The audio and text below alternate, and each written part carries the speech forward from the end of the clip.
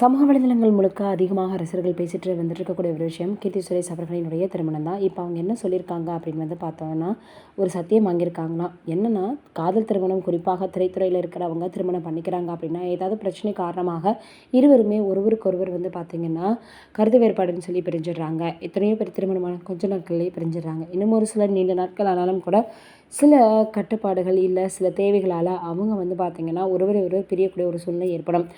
சுமூகமாக பிரிஞ்சிடும் அப்படின்னு அறிவிச்சிருவாங்க. ஆனால் பாதிக்கப்பட போகிறது குழந்தைகள் தான். குடும்பத்தினுடைய நிம்மதி போயிடும் அப்படின்னு தான் சொல்லணும். இப்படி நிறைய விஷயங்கள் இதில் அடங்கியிருக்கு.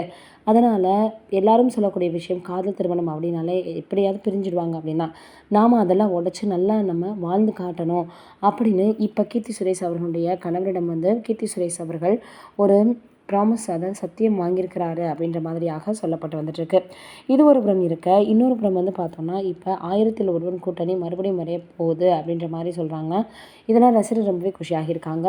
என்ன ஆகுது, என்ன ஆச்சு, என்ன வந்து கதை அப்படின்றது தெரியல.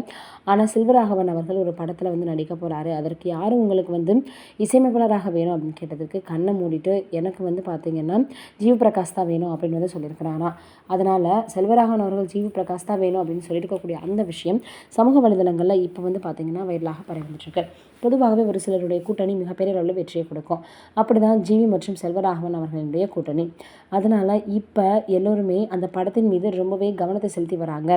என்ன படமாக இருக்கும், என்ன கதையாக இருக்கும், எந்த மாதிரியான கதாபாத்திரங்கள் இருக்கும் அப்படின்னு ரசிகர்கள் ரொம்பவே எதிர்பார்ப்புகளோடு காத்துட்ருக்காங்க.